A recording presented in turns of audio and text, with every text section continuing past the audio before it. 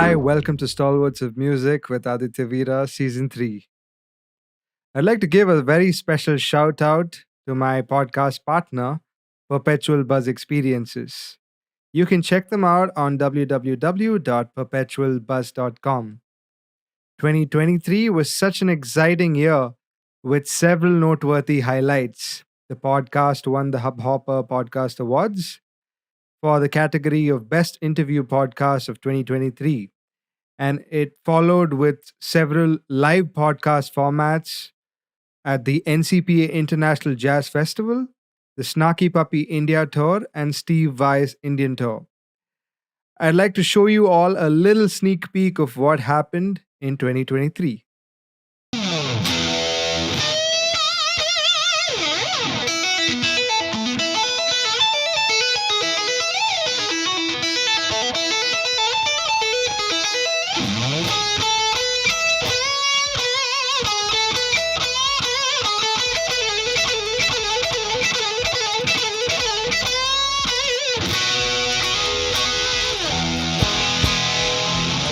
Hello, everybody. This is Paul Gilbert. Hello everybody, this is Purbain Chatterjee. I'm Ludovico Einaudi. Hi, this is Antonio Sanchez. In India, this is Jordan Rudis from the And this is Adrian Vandenberg. ギタリストリサ X です。 Hey, this is Rhonda Smith. Hi, I'm Harold Faltermeyer. This is Dave Weckley. Hi, this is Bill Frisell. Hey, this is Julian Jujimani. You're watching Stewards of Music with Aditya Veera. You're listening to Stalwarts of Music with Aditya Veera. You're listening to Stalwarts of Music with Aditya Veera. And you're listening to Stalwart of Music with Aditya Veera. And you're listening to Stalwarts of Music with Aditya Veera. Hello, India. Hello, Bharat. I will be talking to Aditya Veera for his series Stalwarts of Music with Aditya Veera.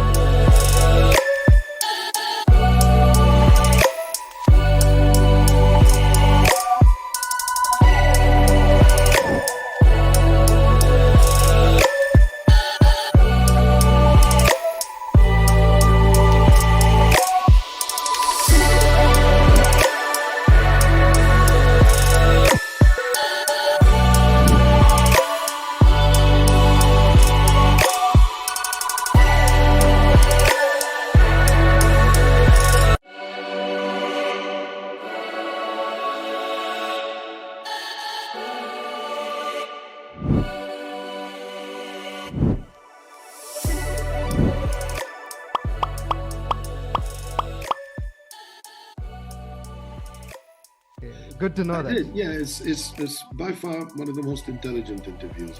An interesting choice of questions. Very well presented. I like where you're coming from and your questions, and you've done your research, and you're. It was a pleasure to discuss all those great topics that you put on the table, and I was lucky to be with you in this hour. I spent a beautiful hour with you. Thank you. Very nice interview. I am very happy that your questions were very, very nice, and even you are so young, you have the depth and you have the knowledge. So I congratulate you, Aditya. He is connecting people from this side of the globe to the other side of the globe. He's doing an amazing job. I would kindly request that you all check out Aditya Veera on his Instagram and his YouTube channel. His Instagram, I think, is ADIX 70. So give it up for Aditya Veera, everyone. Go check it out. Season 3 2024 seems very promising already.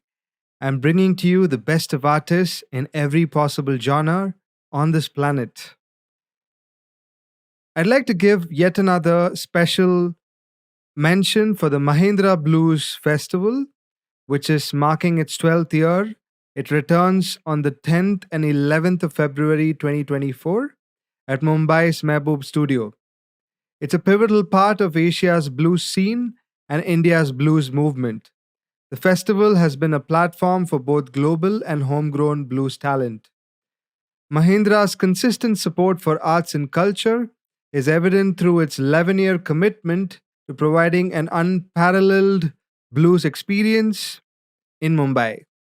The festival has hosted legends like Buddy Guy, John Mayall, and the Taj Mahal.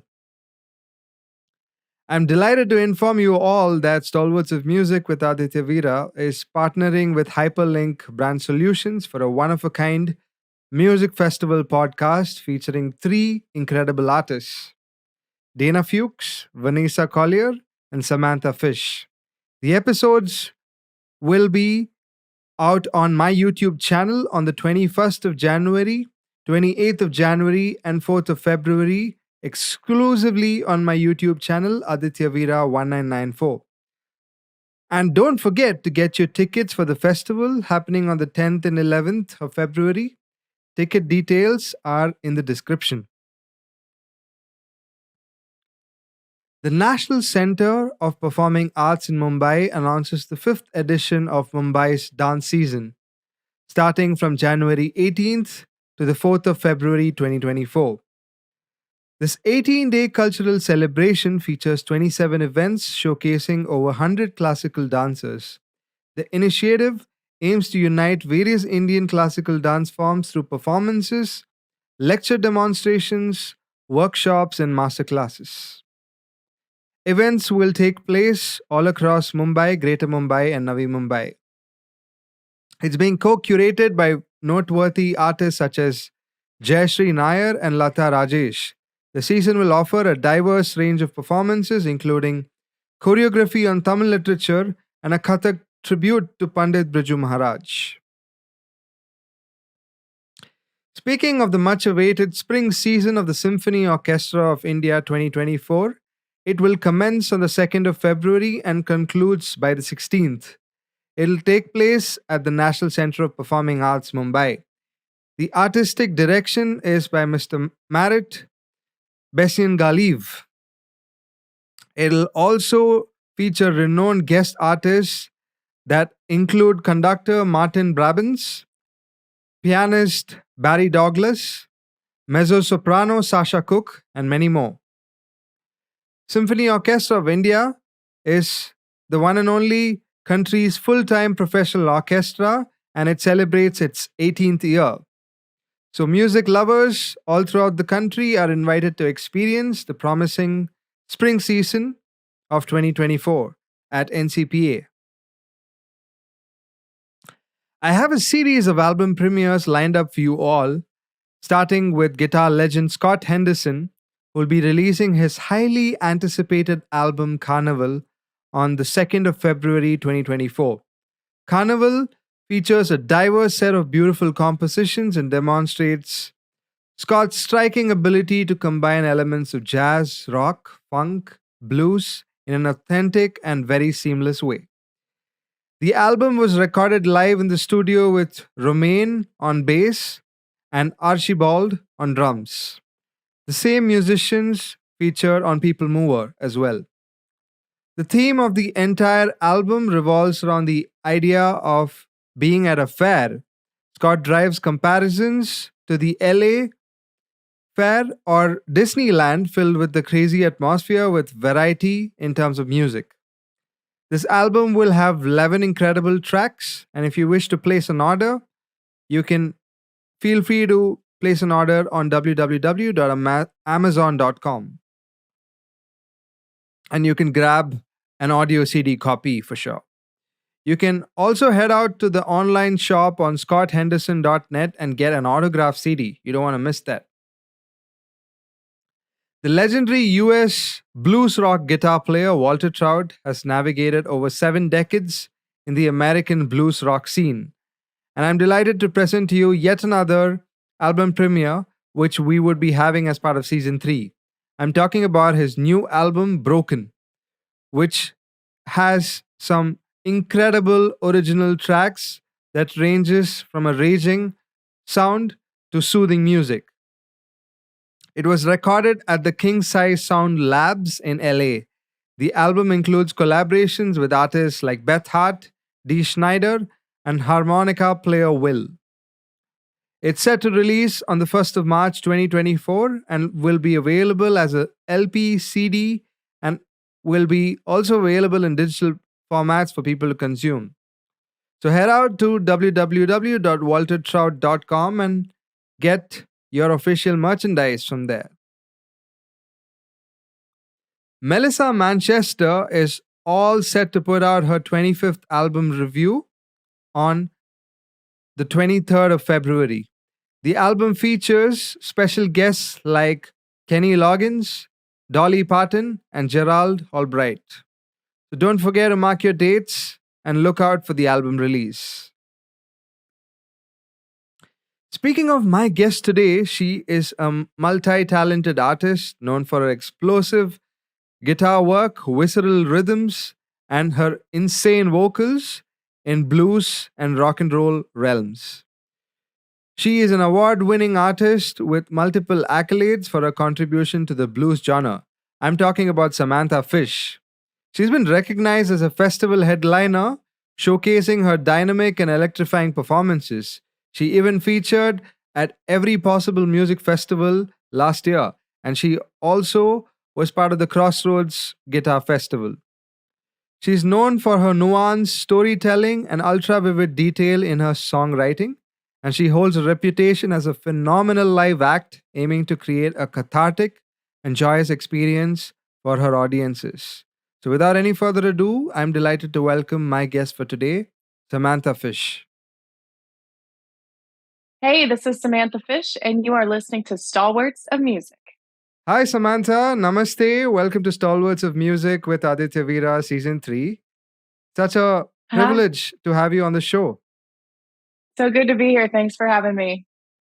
It has been so interesting. You know, I have collaborated with the Mahindra team, and we're having a festival edition podcast for the very first time. And we're trying to archive these incredible conversations with people playing at this festival. And I've had the fortune of interviewing Dana Fuchs as well as Vanessa, and you're going to be my third guest on the show. So I'm so Very happy cool. that this fell in place. Yeah.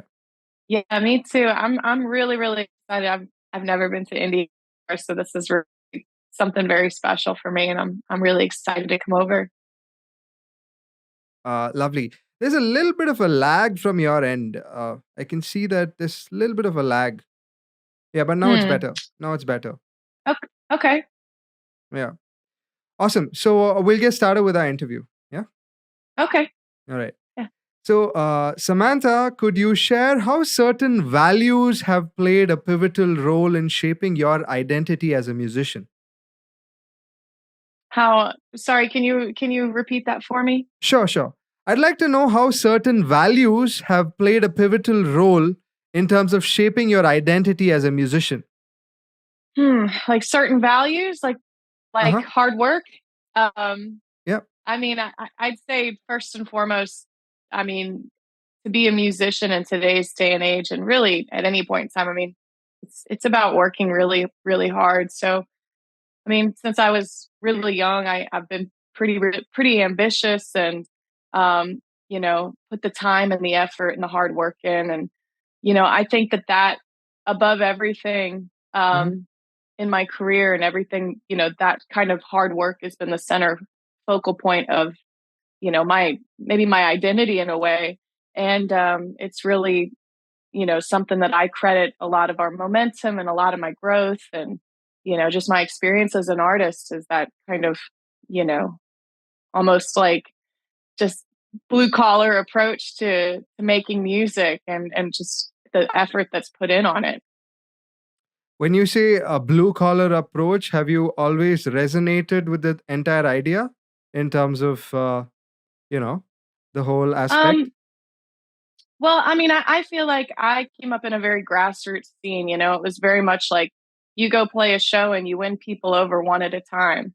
And Okay. I mean, that kind of sweat equity that you put into your work, it shows, and I mean, I think, I don't know. I mean, I've just always gone out and won people over one by one.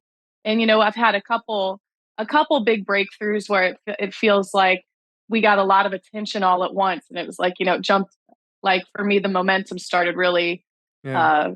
swinging at that point. But in a lot of ways, it's like it's just been that kind of model of going out and you know, and converting people one at a time, Yeah. for Yeah.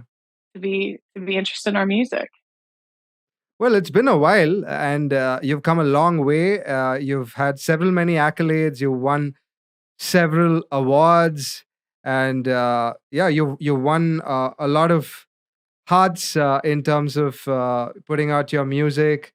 And how has the journey been so far? How gratifying has it been for you?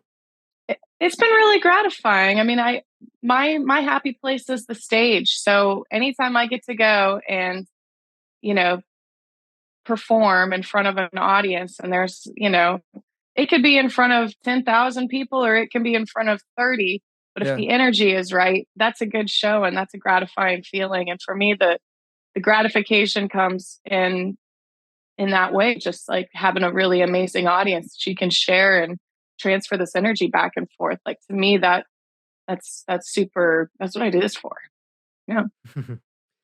You did mention about the whole energy factor from audiences, right? Mm-hmm. So I presume you've played all over the world, and 2023 has been such an incredible year. Yeah. When you speak of audiences among different demographies, how do you adapt your or tailor your set to cater to different audiences? Um. Well, you just kind of read it. Like I'll start reading the room at sound check. If I see a bunch of like chairs or Uh-huh. theater seating, you go, okay, this is a sit down audience. So we can maybe take some time and do something a little more intimate. Let's bust out the acoustic guitars and Yeah. start talking about, start telling stories. Like, but if I go in and it's like, okay, this is a rock and roll club or a festival, Yeah. you kind of tailor the set to be more of, a rock and roll show, something to keep the energy up, keep people pumped. You want dynamic always. Like I always create my shows to have like this up and down, fluid thing.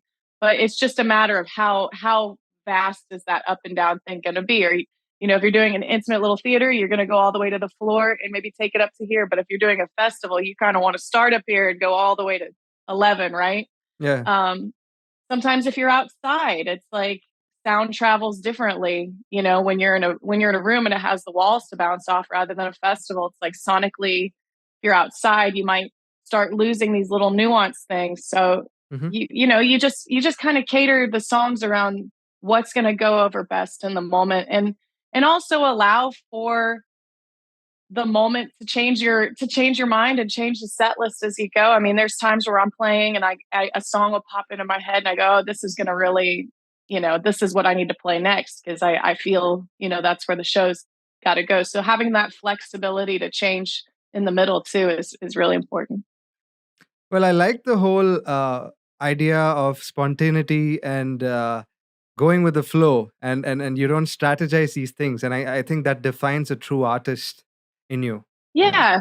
Yeah. Well, you got to be prepared as possible. I mean, Yeah. this has kind of Yeah. been my motto for years. It's like I go in as prepared as possible, but Yeah. when you have that preparation as your backbone, then like I feel like you have the ability to change it on the fly. Just gives you that Yeah. flexibility. Whereas if I wasn't Yeah. prepared, I Yeah. might be more rigid going up there.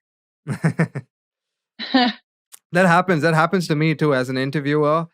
I feel I connect more with my guests when I come up with some natural spontaneity and take it with the flow of things. Yeah. Absolutely, yeah. Yeah. It's a conversation, right? Yeah. The same Yeah. as music. Sure. Music is a conversation. Yeah. Yeah.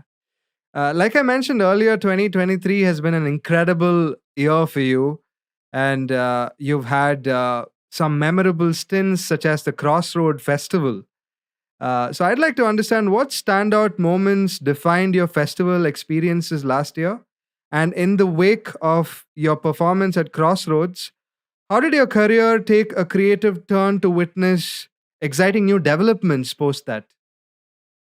Um, okay. Well, this year's been pretty wild. Yeah. I'm trying Yeah. to think back to how we started. So Jesse Dayton and I put Yeah. together a Yeah. project called Death Wish Blues. So we made a Yeah. record. It came out in May.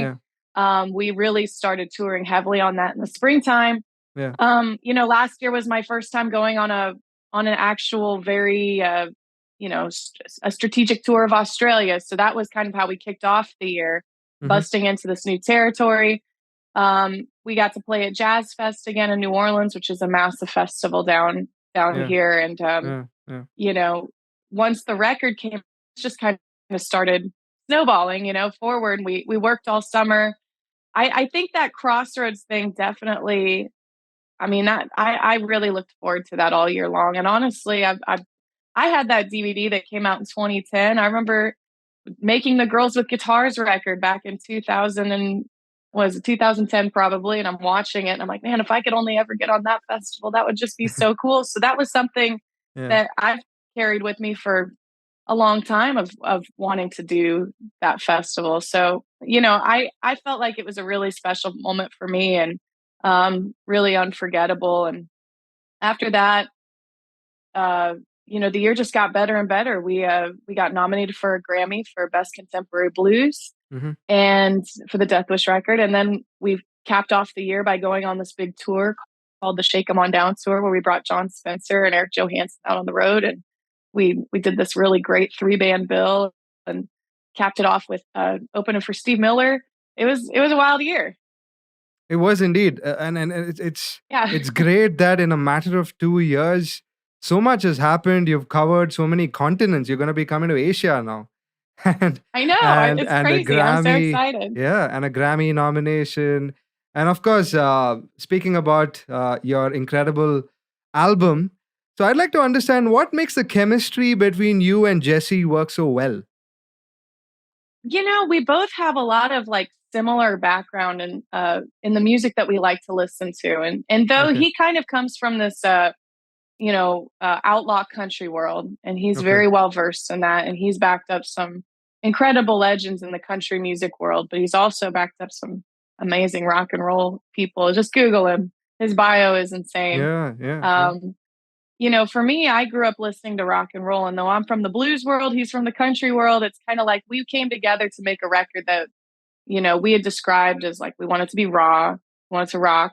We wanted it to have this cinematic feel. He's really Mhm. like a cinema buff, and so am I. And working with John Spencer, it just kind of the three of us together just kind of created this record that really Yeah. is unique and a standalone piece to both of our catalogs, but Yeah. in some way kind of it complements both of what we do individually. But I don't know. I think just the desire to create something outside of ourselves, that was the first initial step in us having this chemistry. Mhm. We had the same North Star. We knew what we were looking to do. Yeah. For sure. And that being said, I loved the entire record. Very different from what you had done in the past. And on that note, I'd like to play the official music video of Death Wish for the people of India. Yeah. Okay, let's do it. Yeah. So I'm gonna do it in the edit. All right. I don't want to take up your time, so Okay. I will do it later. Yeah. All right. You're great. Yeah. Is there a spiritual component in terms of music for you? A spiritual compliment? Spiritual Um, component. Yeah. oh yeah, yeah. I mean, I think that whatever you want to call it. Mhm. It's like we talk about this energy, this thing, this universal Yeah. understanding. Yeah. For me, the reason I play is probably that, whatever you want to call it, spiritual component. I remember being a teenager and going and seeing live music for the first time and Okay. just remembering how that feeling affected me. Yeah. This deep sense of like, wow, this is this song really expresses exactly what I'm feeling. It's like, it's something that connected me in a way that I'd never really been connected before. Mm. And, I think that is why live music is so powerful. Is because of that spiritual component or that just connection thing, the universal language that we all speak, that's music. Yeah. And is there a framework that you adopt in terms of your songwriting as well, in terms of a particular philosophy or say trying to blend in some spiritual aspects to it as well? You know, my songwriting is pretty all over the map. Yeah. I take on so many different perspectives when I write. Sometimes it's autobiographical, sometimes I'm just a storyteller, sometimes I'm just Okay. making it up. And so Yeah. as far as having like a continuous through line, an overall message, there's, I can tell in the last couple records, there's been like sense of self-empowerment, like hope. Yeah. But there's also, there are a lot of breakup songs, but a lot of times with those breakup songs, when you're going through the loss of a relationship or a loved one, you're empowering yourself to be on your own again. So, Yeah. Yeah. I think that there's like maybe there's a tangible like through line to it, but I don't like set out to create that. I kind of try to approach each song as it has its own identity.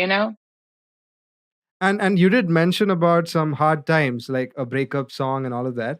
That being said, is it necessary for a musician to go through all that pain and agony to make a good song or write a good song? I used to say no, but it's funny when you actually do go through that pain, or when you do go through something transformative like that, you have a different perspective.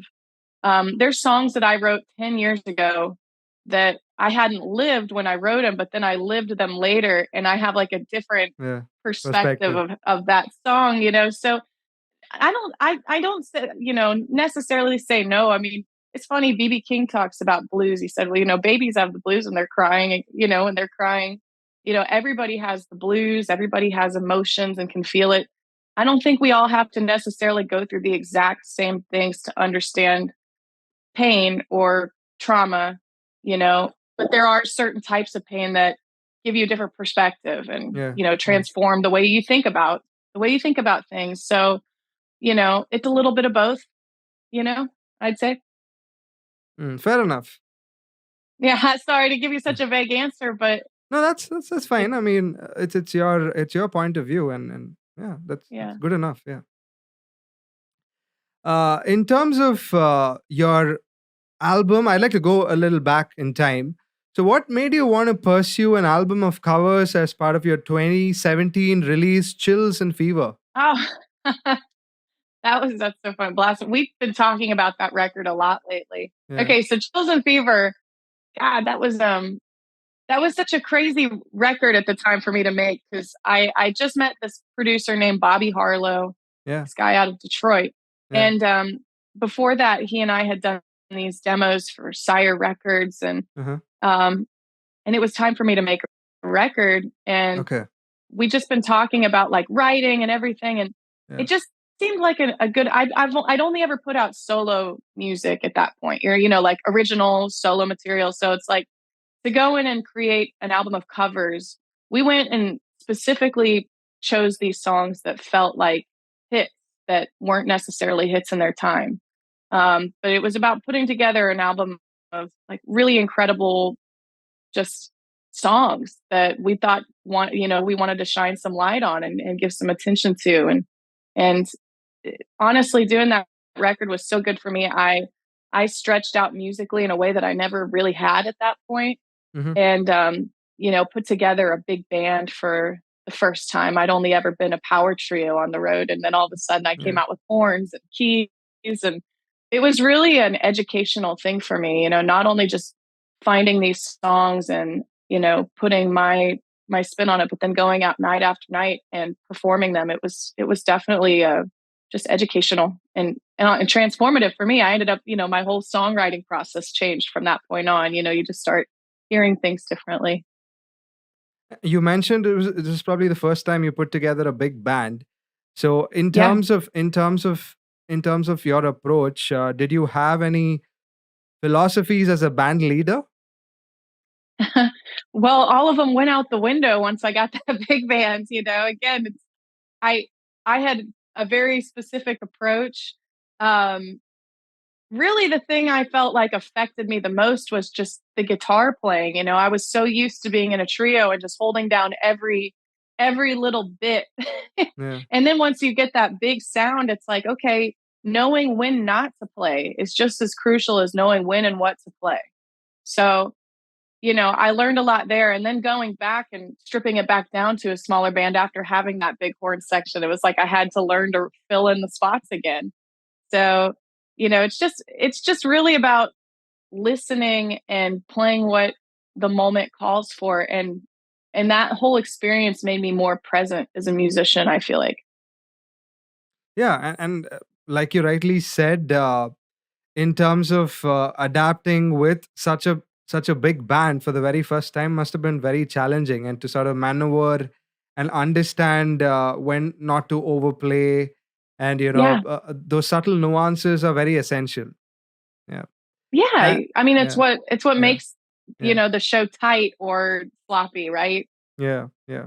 And talking about the aspect of reimagining or covering someone else's music can be a lot more challenging than writing your own. So what were some of the difficulties that you encountered? Well, that's the whole thing. You wanna be respectful to the original, right? Yeah, yeah, You wanna pay homage to something, so having that kind of level of tact when approaching somebody else's song that you hold with respect and regard, but also wanting to put yourself on the song. So it's finding the balance of covering it, but also making it your own without going so far over the cliff that it's an unrecognizable piece and you're not doing the song you know, a service, right? Um, so it just took a little bit of like tact and tastefulness. Some of the not all of those songs from a lot of them were covers from like the 50s and 60s, and they didn't all have like these burning lead guitar solos on them. So it's yeah, like, where can we find a place for me to be me, yeah, but also be respectful to the song and showcase what it is? So we figured it out, I think, I mean, yeah. but it was a long time ago.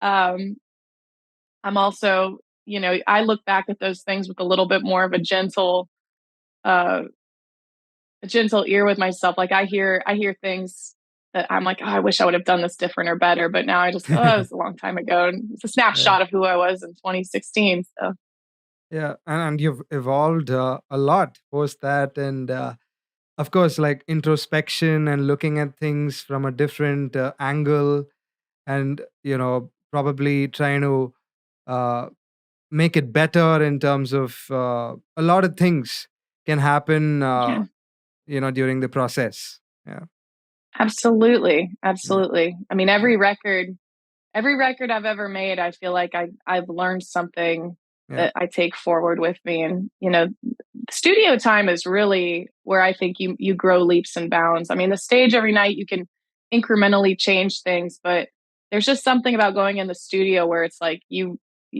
working with a whole new set of people, new yeah, producers, new songs, and it's like you really got to like uh, deconstruct a lot of things. Like I end up deconstructing a lot of bad habits and having to like come up with new ways to do things.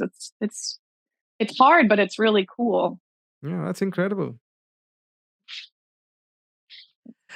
Speaking of Martin Kiesenbaum, he's a Yeah. popular name in the industry who's worked with everyone ranging from Lady Gaga to Sting, who's again coming down right before the Mahindra Blues Festival. He's performing at Lollapalooza in India. Wow. Such Nice. such a mere coincidence, right? And I'd like to understand what were some of the interesting learnings and the philosophies that he took as a producer when he worked with you on the album Faster for 2021. So Martin and I started working together in the midst of the pandemic. Okay. So Yeah. nothing about that record was like typical for me. Yeah. The pre-production, Yeah. Martin and I met each other in Kansas City Okay. uh, to do some co-writing, but the Hmm. rest of it we did just like this on Zoom.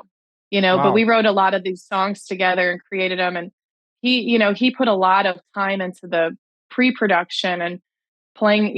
When we got into the studio, we had like really, it was probably the most prepared I'd ever been for a record. A lot of times when I go Hmm. into the studio, I'll have a demo of me playing the song that I've written on an acoustic guitar, and then everybody just kind of creates the sound around it. But we knew when we made this record that I mean, the truth was we were tight on time. I mean, it was in the pandemic. We were in Yeah. LA Yeah. in December. Everything was shut down, and we were in this really kind of crazy isolated situation. But we got together in the studio with Diego Navarro and Josh Freese, and a lot of our creative decisions had already been made. It was just kind of like, you know, creating the solos and the inflections and putting the soul into the record. But you know, Martin is an incredible producer. He has such an ear for pop hooks and and he knows how to like really get the most out of that. You know, he's a great songwriter. And Okay. I feel like just his approach to writing songs, and you know, I have a tendency, I'll stick around and be really wordy in certain areas, and he's just like, no, cut right to the chase, let's cut right to the good part of the song, the hook, we got to get to the hook, you know. So there's a lot of like, and I think that's that pop sensibility, you know. Yeah. He's got great senses when it comes to production and just getting the most out of song. Marvelous. I mean, he's such an incredible person to have worked with, and I know. I'm yeah, yeah, yeah. Yeah. Quite inspiring what he does in terms of. I think his company is called Cherry Bloom. Is that what it's called? Cherry Tree Music. Yeah. Cherry Yeah. Tree Music. Yeah. Yeah. I think They his have nickname is still Cherry Boom Boom. yeah. Yeah. And they have such an incredible roster. Marvelous Yes. stuff they do. Yeah. Yeah. So of course you've worked on several projects throughout your career so far. On what project did you feel that you took the greatest amount of creative risks? Um Well, I mean, I definitely would say Faster was the creative risk of an album.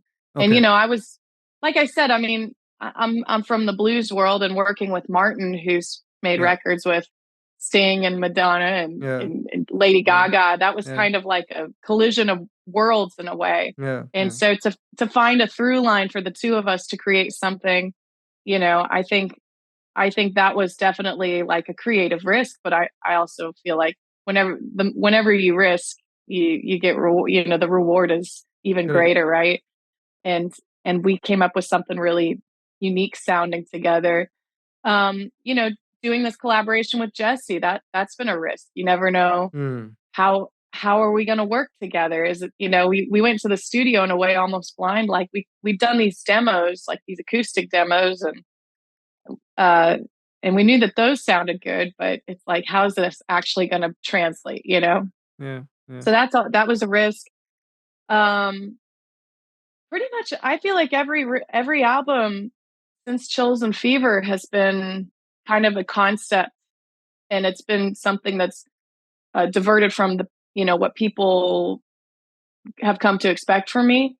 So anytime you're doing something that's surprising, you're risking something, because there's always Yeah. going to be, you know, a select group of people who go like, "Oh, I liked this other project," or "I preferred her back when her hair was long," or something, you know. There's always Yeah. that. Yeah. Yeah. Um so anytime you try to, I think anytime you evolve as an artist, you're risking something, but you're risking just as much by staying the same. So I don't know. It's just making new albums. It's risky, especially in 2023. Who's making albums anymore? We are. We're like the only ones, I think. Well, speaking of what's next in terms of your determination to embrace new directions, what's in the pipeline for you? Um. Well, I think uh, I need to embrace this thing that everybody wants from me, and they've been asking for a live record forever. So I'm trying my best to give people what they want for the first time in my life, a live album. But you know, the next record, that's still it's still like amorphous to me. I'm not exactly sure what it's going to be. You Okay. know, but I know that it's the next step. It's the next evolution. I just started writing songs for it, and you know, so I'm excited to take that next step. But you know, right now in front of me, I see a lot of touring. I see a lot of collaborating. You know, Jesse and I are still doing the Death Wish Blues tour, but now we're starting to peel off and do our own things. He has a record coming out this year. I'm gonna be you know, digging my heels into something else. So the future is still unknown, but there will be music. So Well, that's the best part. I'm excited for what's coming next too. Well, that being said, I'd like to talk about the much awaited topic. You are coming to India for the Mahindra Blues Festival, and yeah, so do you like something? Do you have something special planned for Indian audiences? And what is your set list going to be like? well, since it's going to be my solo show, I guess it's going to be a collection of songs that I think are going to hit people the hardest, probably Okay. the songs that I feel are my most popular. Hmm. It's a blank canvas, honestly, because I've never played over there. I'm not sure what people are expecting from me. So I'm going to put together the best of what I have and just see if that works. Hit them over the head with it and put on a rock show. And, it's all about connecting with people. So I'm going to do what I always do and go out and read the room. Lovely. And is there going to be a contingent with you for the same, traveling with you? Oh yeah, the band. Hmm. Yeah, the band will be with me. Hmm. Um, Hmm. I've got the band and the crew. I think there's 7, 8 of us, something like. Yeah, there's 7 of us. Wow. And who's going to be playing with you? Okay, I got a Jamie Douglas on the drums, Ron Johnson on the bass, and Mickey Finn on the keys. And then I've got the crew. The crew is coming. Tour Wow. manager, front of house. I've got Gal does my social media and merchandise, and so we've got a full crew. Marvelous. And is this your first time in India? Yes, I'm so excited. Well, you must have a certain perception, or you would have gone through stuff online to know more about the country. But what are you thinking in terms of things doing here in India, apart from the festival and the musical aspect? I'm just going to ask when I get there. I mean, this is what I always do. We get to the hotel and then you just kind of like, all right, look around at the surroundings. What can I get to that's not like so far away that it's going to take the whole. I just like let's get acclimated to the surroundings. Yeah. I usually just ask. I said, show me something that I can't see at home. I want to go out and experience something new. And normally people know exactly where to send you. Normally. Well, do you have a certain idea in terms of things that you'd like to usually do back home? Something Um, offbeat, or would you like what are the things that you'd like to see, or maybe even buy in India? Do you have okay. do you have something Um, planned? oh man. Well, I mean, we always like to go. I want to go try the local fair. Food Okay. is a big thing for me and my band. It's like we want to go. First thing we do, we're like, let's go eat somewhere. Yeah. So good food. Good music. I always like to go check out. I tend to find like record stores, vintage stores. Mm. I try to find something special Okay. that maybe I can't get somewhere else. And um, like I like walking around and just kind of getting a feel for what life is like in other places. You know, Probably just go and sightsee and check it out. Got it. But if you need As far as like, anything, yeah, please, yeah, please, please you go got, ahead. you got, you got. No, I was like, you got the idea. You got the hookup. Yeah, yeah, sure, sure. I mean, if you need anything, I'd be Okay, happy to show you around. Yeah, I can perfect, already picturize and visualize a couple of places I could show you and take you to. Yeah. perfect. You're All right. in. All You're right. you're our 8. You're our 8. How sweet of you. I'd like to come to the last part of our agenda today. It's an interesting rapid fire with Samantha Fish. Shall we go? Oh God, let's go. Okay. What is that one song that always makes you cry? God, this is not going to be rapid fire. One song, "Wild Horses" by the Rolling Stones. On the contrary, what is your favorite guilty pleasure song? Oh God, do I have one? I don't have like guilty pleasures. I'm very about like um guilty pleasure. anything Nine Inch Nails, I guess. I crank that stuff up to 11. I do. Great It's not really choice. a guilty pleasure. It's not really a guilty pleasure, though. I'm Yeah, proud of it. So yeah, I'm just yeah, sure. What are the top 5 things that are a must to have in terms of wardrobe before your Indian tour? okay. Um, enough shoes to go with all the outfits I'm going to probably bring, Mhm. because it's going to be to decide. I'm a packer, and I'm the worst person to pack a suitcase to go. I always bring 3 times as much as I actually need. Yeah. Yeah, I mean, just endless wardrobe Okay. options Okay. for the different spaces. There's going to be lots of jackets, lots of shoes. Yeah, yeah, I'll be ready. Yeah. Scarves, Yeah. jewelry, the whole thing. Well, it's going to be really hot in Mumbai. Yeah. Oh, perfect. Yeah, especially at this time of the year, it's a little humid there. Yeah. Well, my leather jackets will be, you know, they always look cool. You know, the only one experiencing the pain is me, so I'm good with that.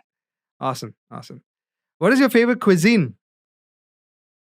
Um, on the road, peanut butter and jelly. I have that late night. That's my guilty pleasure on the road. The late night peanut butter and jelly on the bus. It's pretty good. As far as like overall cuisine, Mhm. I love sushi. I Oh, do. nice. Yeah. I hope you discover some Indian dishes and change your answer the next time we talk. I should have said Indian food, but I felt like it'd be Yeah. pandering. Of course, I Yeah. love Indian food. Yeah. Of course, I do. What do you recommend? A vindaloo? I mean, I feel like a vindaloo over here. They say it's hot. I feel like I'd be too scared to try vindaloo. Well, Like, I would personally, since you're going to be in Mumbai, you should try this dish called the vada pav. The vada pav, okay, which is an Indian version or probably a Mumbai version of a burger, right? yeah. Yeah. So you should try Okay, the vada pav. Yeah, they're a delight. And awesome.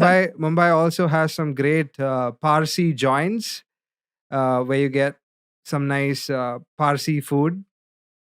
Okay, They have a bunch of okay. those. Yeah, yeah. I told you that's the first thing we're gonna do when we get there is go eat. Exactly. I mean, Another quick tip.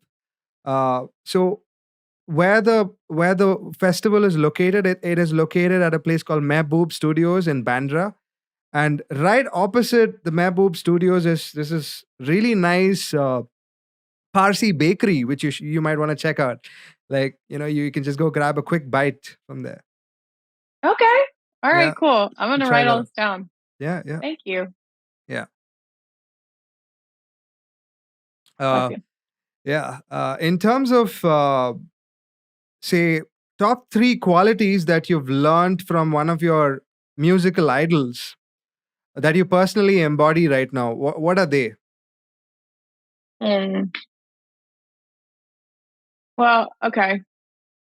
Let's just go with, when I was making the faster record, I was really, really into like Prince, and Okay. we Okay. talked about Prince a lot. Okay. So just just his musicality, Mhm. the stage, just the showmanship, Okay. performance, Okay. and again, just I like tenacious, hardworking people.